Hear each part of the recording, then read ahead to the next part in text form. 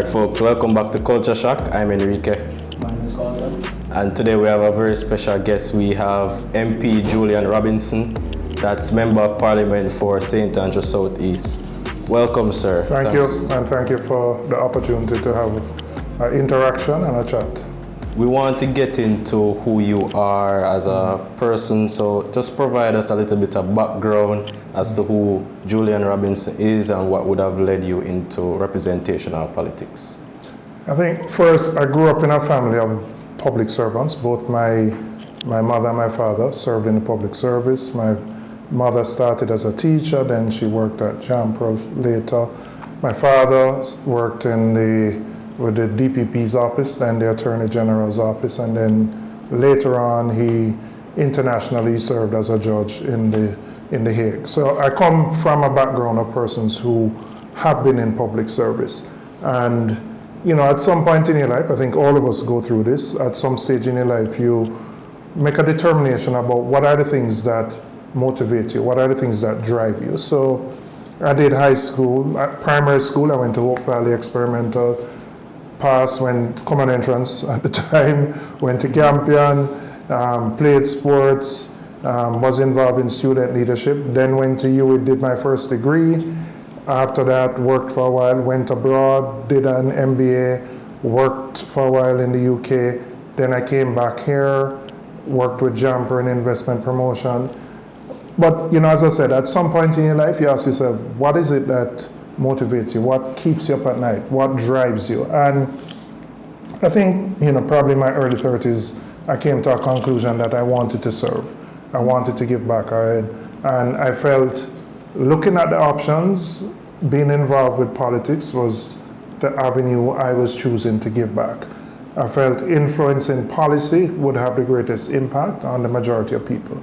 There are various ways you can give back. You can give back through Rotary, other service clubs, that kind of thing, or you can choose politics, and I chose politics.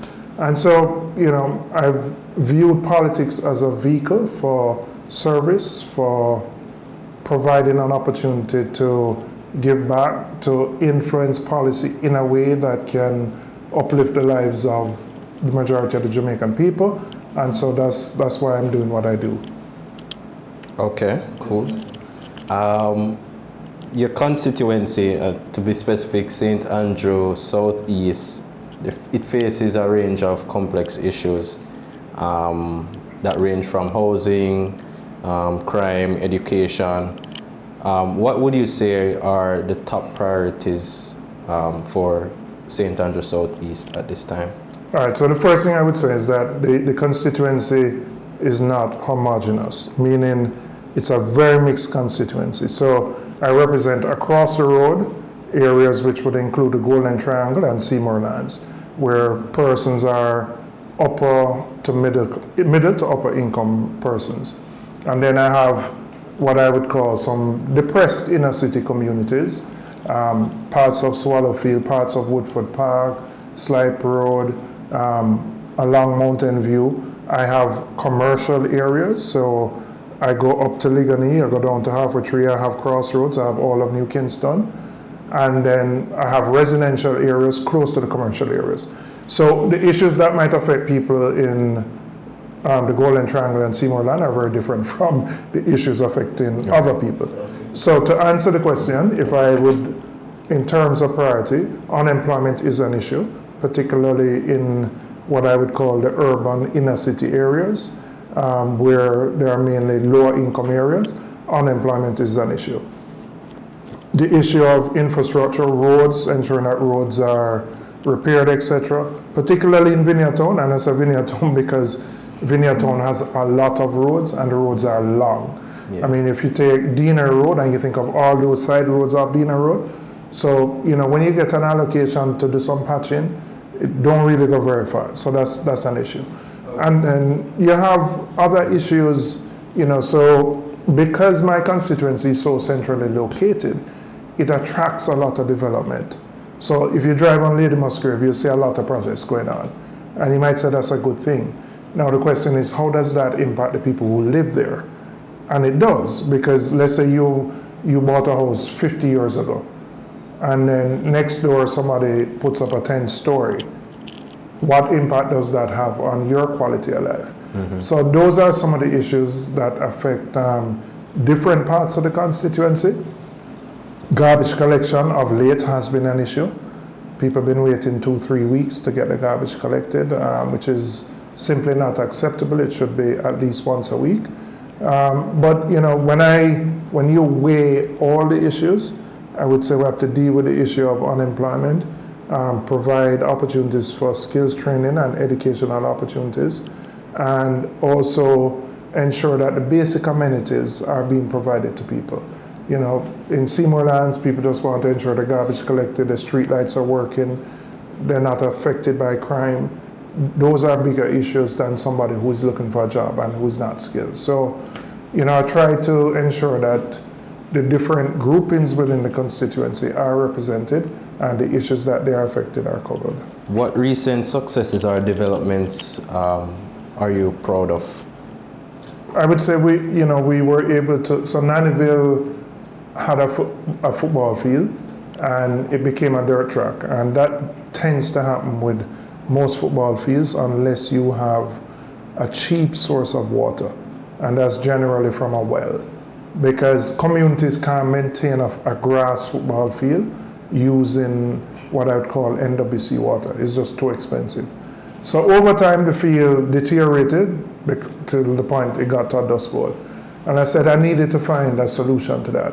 And each year the government through the Ministry of Tourism does an allocation.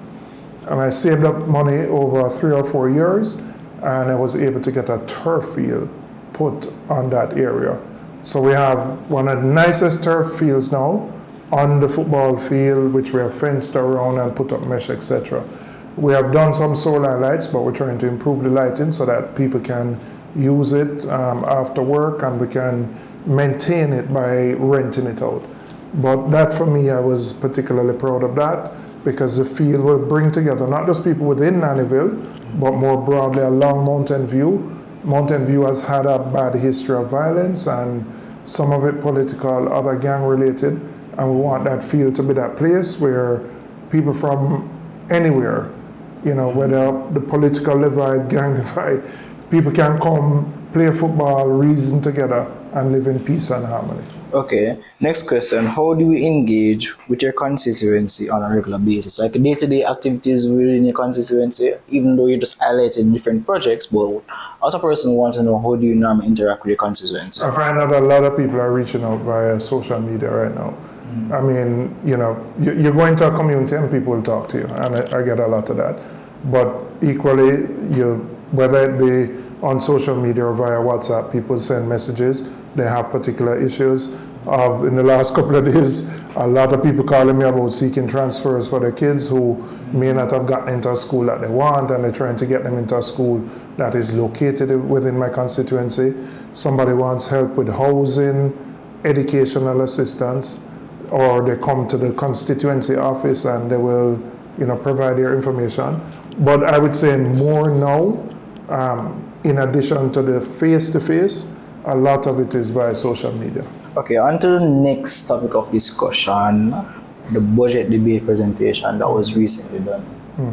So in case the audience may not know, you're the opposition spokesman on finance, right? Correct.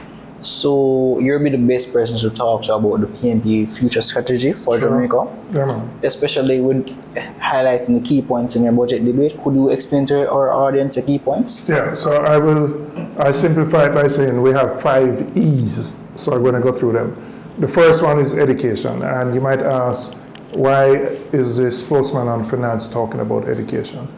The reason is the greatest impediment to growing our economy.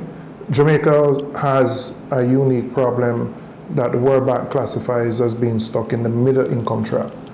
That is low productivity, low growth, low wages, right? And Jamaica has to break that cycle. And the only way to break that cycle is to improve our educational outcomes. And unfortunately, our educational outcomes are very poor right now. So a couple of weeks ago, you would have heard the case of Pembroke Hall, where 70% of the grade 7 students, these are students in first form, couldn't read and write. Now, that's not an isolated incident. That cuts across many of the non-traditional schools. So the first thing we have said is we have to invest as a country in basic and primary school education, so that when children leave primary school at age 11 or 12 to go to high school, they can read and write and they can do some maths. If we don't do that, we are passing the problem on to the high school. And as such, it becomes more difficult to correct the problem. And then what happens is you have students who are leaving high school at 16 and 17, and they just don't have the skills to function in the workforce. So right now we have employers, businesses who are saying we can't find enough Jamaicans to employ in our businesses, and they are pressuring the government to import people.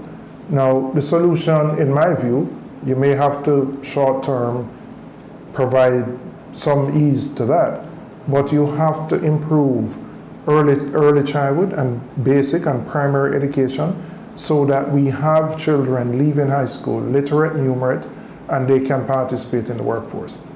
We recognize some of the challenges facing parents, so we have said we are implementing what we call an EASE program, which means that for every child in need, we will ensure that they get at least one hot meal per day. The United Nations, through a Food and Agricultural Organization study, said 55% of Jamaicans are food insecure, which means they face moderate to severe food insecurity, meaning they don't have enough money to buy enough food to survive every day. So we're going to provide that one meal. And then for many other parents who can't afford to send their children to school, particularly in rural areas where your distance from home to school is far, and you don't have the same JUTC system in the rural areas, we're going to put in place a subsidy to allow parents to send their children to school. So that's how we're going to tackle at the basic and the primary level, putting the resources at the early level so that children can leave primary school being literate, numerate, and can do some maths. Okay. Next thing too, even when you're making that statement, we have seen utterance from the government that it's not feasible. Where would this, in terms of how would this fit in our budget? I'm going to tackle 1E, you know. I want you to allow me to go through the 5 E's, right? But we costed these things, right? And we know within the budget that is there, we can afford to do the things. And when I go through the totality of all the programs we are proposing, they cost $22 billion. The total budget that was laid by the government is 1.3 trillion, sorry. No, 22 billion as a fraction of 1.3 is less than 5%. All right?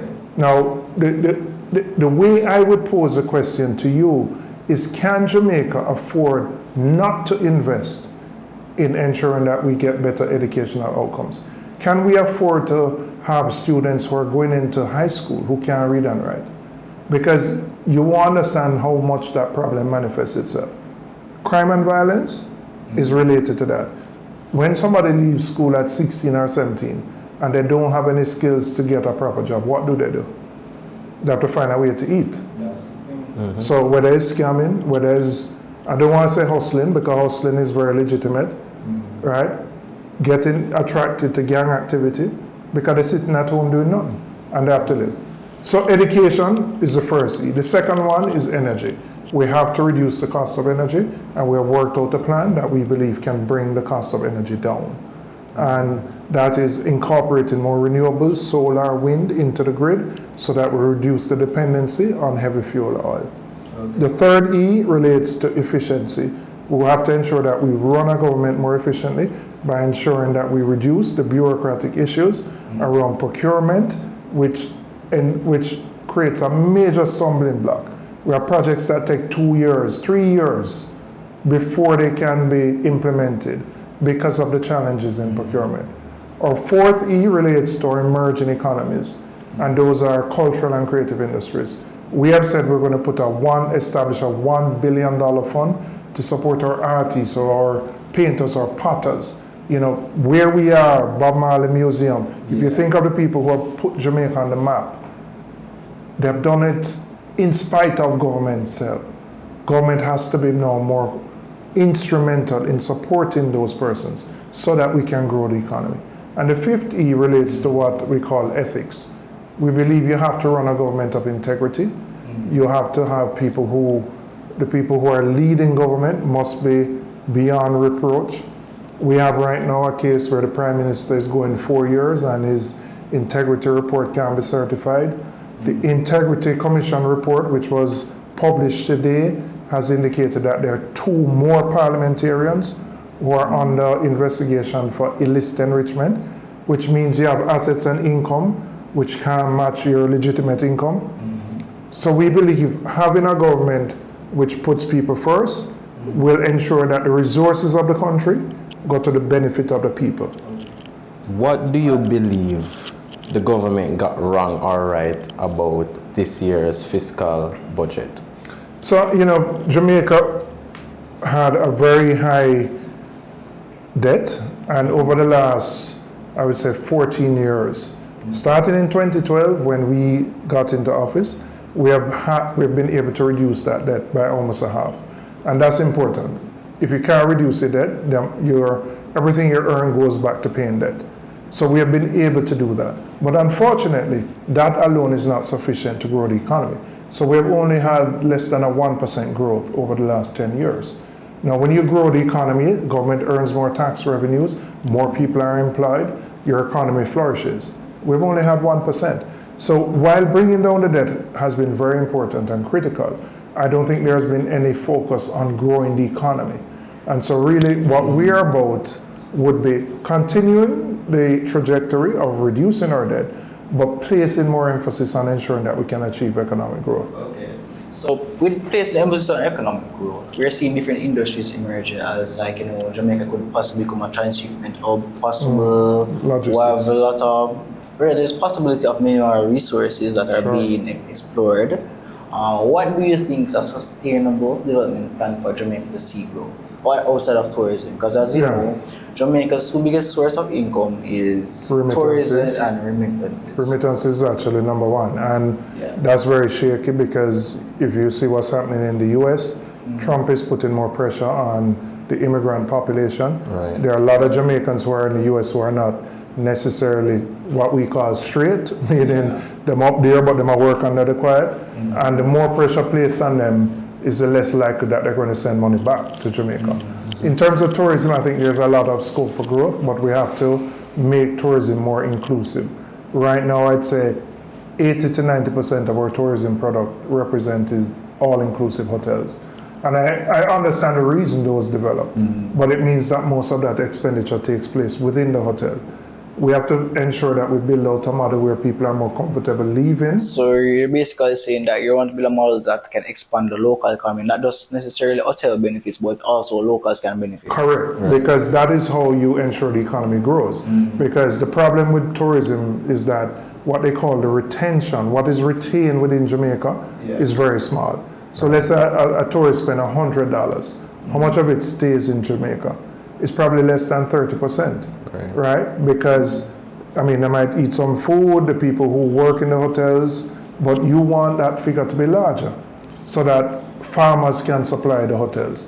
The people who make furniture can be Jamaicans. The person who pick up the tourists at the hotel is a bus driver, a juta man.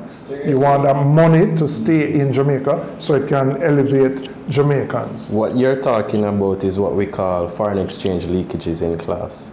And you made an important point about bolstering the creative industries. And I think the creative industry has a lot to offer in terms of tourism, integrating that into tourism. So right now, a lot of the entertainment in hotels are people from Cuba, some from the Dam Rep.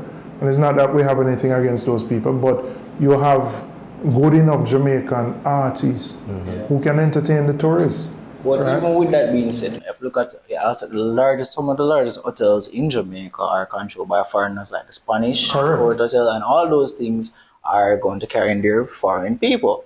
And that's why I say government has to work more closely and say, all right, fine, we welcome your investment. We want the investment. There's no question about that. but you have to. There has to be more local component, and I think we have to explore beyond just what I call moral suasion, which is trying to encourage people. You may have to stipulate, right, that part of we give you these incentives to operate this hotel. Yeah. Well, in exchange, these are the things you have to do. Okay. And next thing too, with all these different economic plans for Jamaica, right? Especially like I'm very interested in the housing plan because if you look at it, I didn't even get a chance to talk about housing. yeah, Right? definitely as a young person, as two college students, the housing market is ridiculous because It's totally out of the reach of you. So let me thank you for the opportunity. So there are a couple of things we're going to do in housing. The first thing is that we have to build more low to middle income housing. We have a glut at the high end of the market. And I use my constituency as an example, and that's why I say you see developments all over the Golden Triangle. But those are 2 bedrooms going for 40 and 50 million. You know, a young person just can't afford that. So our commitment first is to build 10,000 houses a year. Okay. Now, how are we going to do that? The government is the largest owner of lands in Jamaica. So the government has to form partnerships with developers and contractors. And we say, all right, fine. We'll find this piece of land, 100 acres. We are going to, the government's contribution is to provide the land, and the government may have to put in some infrastructure like water and sewage, right? And then the contract between the government and the contractor or developer is you build these units at a cost of, let's say, $10 million, right? Which will allow persons like yourself, if you're saving and you're paying your NHT, to go to NHT. And if you get married and you have a wife, both of you can put together and you can buy that unit. But we're also helping on the supply side. We're saying we're going to establish a $1 billion fund. $1 billion, which will, per year, which will allow a young NHT contributor who's qualified to get a grant of $500,000 to make that down payment on the house. Because what we recognize from many is that even if you are able to qualify through your income, and let's say you and your wife put together, many people can't find the deposit. So we are saying we will help you with the deposit, not as a loan, but as a grant. And once you qualify, you get that $500,000 that you can pay down that house. And why is that important? For most Jamaicans, if you start with a 1 or 2 bedroom, you and your wife, when you have the first child, then the second, you're going to add on to the house, right? Because you need more space. So the starter unit is what is, as we call it, a start. And every Jamaican builds on top and goes to the side, right? And then as you move up in terms of your professional life, you get promoted through work, you get a better job, or you have a bigger business, you may keep that or sell that unit and go and buy another one. Okay, because for me as a young person, although I've seen the government made strides or do some stuff to try to help young people, talking about unemployment and certain, but I've not seen they address the real core issue that leads a lot of educated young people to migrate, especially when it relates to the housing market. Because as a single person, you can't find anywhere to live in the carpet. As a single person, it's almost impossible as a young single person to actually be able to afford a house. And we are fully aware of the challenge, and that's, you hit the name on the head. I mean, apart from the general economic situation, the lack of available housing for young people is a big contributor to migration. Because, all right, Kingston is the hub of most of the economic activity. And obviously people want to live within somewhere close to Kingston, not too far out. Now the problem is the availability of land within Kingston is very limited. Now I think there are going to be opportunities going towards St. Thomas, now with the highway going out that way, more into St. Catherine, right? But St. Catherine is pretty used up. Yes, because if you look, I'm from Portmore. If you look at it, Portmore was an alternative to Kingston. Those who do not want to live in per se low or strenuous income communities would normally go to Portmore to be close to Kingston, but can still live a comfortable life. And also those who can't afford necessarily the high standards of Kingston living go there. But the challenge is Portmore is saturated right now. And so you have to again look at which is the next area that you could build mass housing on a large scale. Okay. St. Thomas, maybe. That's why I say you may have to go. The only issue with St. Thomas is that, unlike Portmore, which is pretty flat, the lands in St. Thomas are not as flat. They're It's just more hilly. And so you wouldn't be, I mean, you may have to look at former sugar plantations and convert that, but you know, that also brings you into conflict with agricultural lands because we don't want to take up all the best agricultural lands for housing because you need to have a vibrant agricultural industry for self-sustenance and also to facilitate export-led growth. So we have to look very carefully at, you know, what we use for agriculture and what we use for housing. Okay. So next thing too, we're seeing, especially from the finance minister, we're saying that some of these programs are impractical without new levies of taxes. Would there be taxation under your government? No, we don't intend to do that. And we don't intend to do that because I think the Jamaican people are already heavily taxed. Okay. You know, personal income tax plus you have GCT.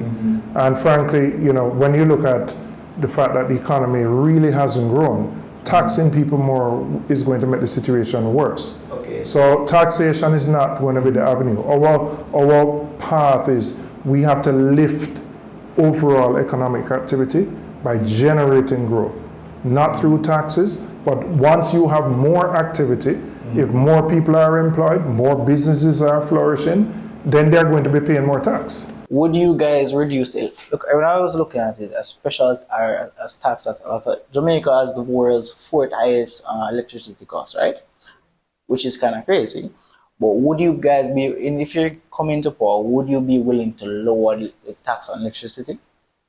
I mean, it's something that we would consider, right? But I would say our bigger challenge is to lower the cost of electricity. And that's why I said that we have to focus on bringing in more renewables, because the only way you can lower it, remember, most of our electricity is generated by heavy fuel oil and by gas. Yeah. And the price of those things are determined externally. They have nothing to do with Jamaica. Okay. So if the US continue to bomb Iran and Iran close that strait where the oil ships go through, oil prices would have gone over 100%, which means gas prices going up, everything going up. Right? So because we are in this 10-year situation of being a net importer of oil and gas, we have to find alternative ways to generate electricity. And we have good sun 95% of the time. So we have to use solar to bring it into the grid in a more sustainable way so we can bring down the cost of energy. So everybody knows about the Root Ventura crisis. You would have previously responded to it. How can you weigh in on that conversation now? So my view is that the NHT shouldn't be building houses where one bedroom, I think, was 28 million and then the two bedroom was 36 or 37 million. That's not the market the NHT should be participating in. Why? Because in my constituency, I would say within 1 square mile, you could have 5 or 6 choices of units at that kind of price. And so the private sector is already providing units at that price. So if the government is coming into the market, they have to be providing prices at a lower level, which would allow somebody at 10, 15 million to start. So if you had to join with your partner, and as a couple, both of you could borrow the money and you could buy one of those units. So in my view, I mean, they did phase 1, and at the time I said, I don't think they should do phase 2 because the reality of those units are going to be too high. The cost is going to be prohibitive. And so what you have right now in the corporate area is that the people who buy those units tend to be people who already own homes and are buying it for investment purposes. Or it could actually be conglomerates or different companies that you basically use them as property rental services. Right, so people buying it for investment purposes to use it primarily for Airbnb. And the Airbnb market has taken off because people prefer to spend, instead of spending 150, 200 US at a hotel, they can go to an Airbnb for $100 and they save money and they can move around. So the Airbnb market has exploded, but you know, that doesn't address the issue for people like yourself who are leaving university and want to find a house within the corporate area to live. Okay. So this is more of a question, even with the tourist sector, it was not your department, but do you believe that under your government you extend the rights for beach access? We have to. I mean, the problem in Jamaica, if you've ever been to Barbados, it's an experience because you're in the middle of the heart of Barbados and you see these prime white sand beaches and you're like, but there's no God here. I can just go and I can just go swim in the water. And this is prime beach. The problem is in Jamaica, where can you go? Where's the closest beach? You have to go Hellshire or Fort Clarence or, I mean, people who have money go Maiden Key because they have to go up on boat and yacht, right? But the reality is that beaches are not accessible. And what we're seeing is, unfortunately, over time, is that the hotels who build on the property close off the beach, right? And so the normal Jamaican doesn't have access to a beach, and that's just wrong. Because if you look at it even recently, it was a couple of weeks ago when it showed that, I'm trying to remember the name of the beach, I don't remember it correctly, but it's near a beach near the airport in Mobay that Sandals want to develop on. And they're basically restricting beach access, even though during Michael Manley time, they were given the right to use the beach. And people must, I mean, there are a couple of issues that raises. When you restrict the beach, you're restricting access for fishermen to go and fish, which means you are impacting their livelihood, right?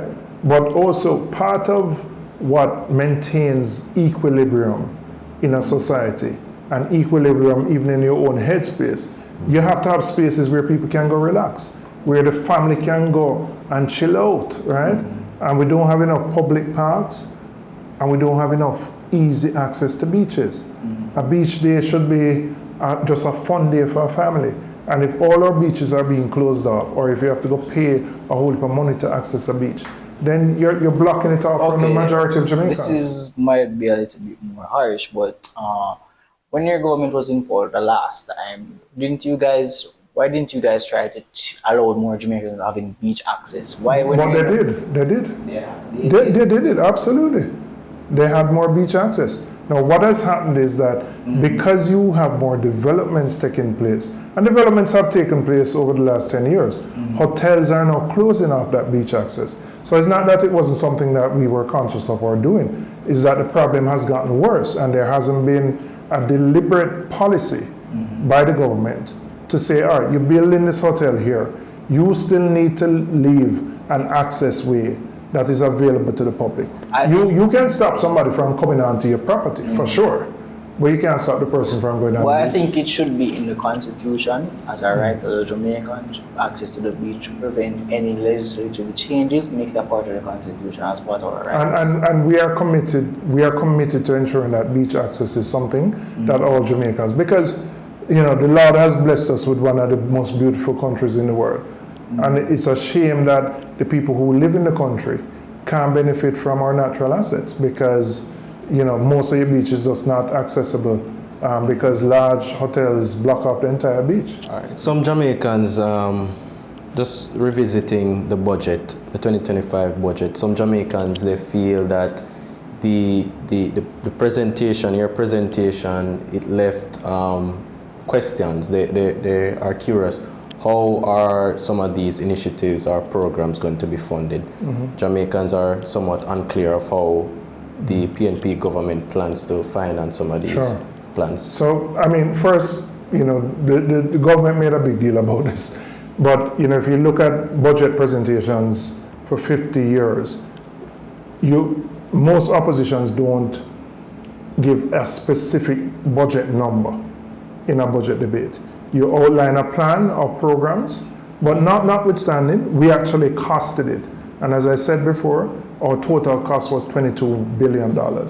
Now, everything is not going to be implemented in 1 year because you can't do everything in 1 year. You still have things that you have to address. The country is running, you have to pay salaries, you have to pay other bills, right? So you have to phase in most of the things that you're talking about. Now, addressing the critical priorities, education is one, healthcare is another, right? So you would make those priorities.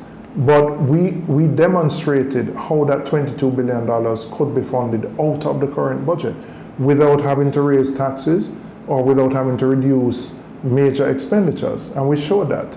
Now, we weren't saying that we can do every single thing in day one. No, that's not practical, but over a period of time. And really, the goal is to grow the economy. If you grow the economy, you will earn more revenues from taxes, which allows you to finance these activities.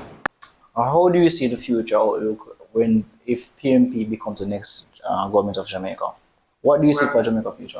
I mean, for us, we want to make Jamaica a place where Jamaicans want to feel comfortable staying and living. Right now, unfortunately, the majority of young people, if given an opportunity, want to leave Jamaica, right? Because they don't see a future here, whether they can't get the kind of job they want, they don't know how they're going to buy a house or a car, right? So it means making the economy better. But to make the economy better, there are things we have to do by making our education system work better, and so that you can have children leaving primary school who are literate and numerate, by fixing some of the inequities that exist. You shouldn't have to go to a hospital and sit on a chair for 2 days before somebody can look at you and put you in a bed. And then if you need to do an MRI or CT scan, you can't do it at the hospital. You have to go pay $50,000 somewhere privately. We have to address some of the things that make life difficult for most Jamaicans. And so that is our commitment. Our commitment is to improve access to education, improve access to housing, healthcare, by growing the economy and using those revenues to build those services so that Jamaica can be a place where you want to stay. Do any IMF conditionalities affect the level of attention or investment that the government gives to education or health? No. I mean, what we're talking about, is which area of the education system you make a priority. We are saying you have to do it at the early childhood and the primary level, because all the studies show that from 0 to 5 are the foundational years for any child. And so if you get those areas right, the child will flourish. The problem we have is that we have underinvestment at the early stage, and children just go through our system. So everybody get past PEP. You remember, you can't fail PEP, regardless of whatever score you get. It's just which school you're going to get placed at. And so you end up with what happened at Pembroke Hall, where the majority of the grade 7 students, which is first form, can't read and write. And so we're not talking about spending more money, but putting more money, shifting some of the money to the basic and the primary level, so that those kids leave at an earlier stage having mastered the basics. Okay. I have 2 questions to wrap up. The first one I want to touch on is, how is Jamaica positioning itself in the new paradigm shift of cryptocurrencies and digital assets? That's the first I think there's an opportunity there for us. I met with a group of persons who operate in that space, and I think, is it Guatemala? They were giving me an example of the impact that cryptocurrency has had. I believe it's Guatemala, and it has helped with tourism, it has helped with other areas. It's something I'm open to looking at as an option. We obviously, there are both pros and cons. Jamaica has spent a lot of time and effort removing ourselves from the watch of being money laundering and that kind of criminal activity. And, so the balance is, some of those cryptocurrencies are attractive to people who are doing particular types of criminal activities. So we have to find a way to ensure that we protect against that. But I think there are opportunities that are there to position the country and given our location to the US as a place where people could come and spend cryptocurrencies here.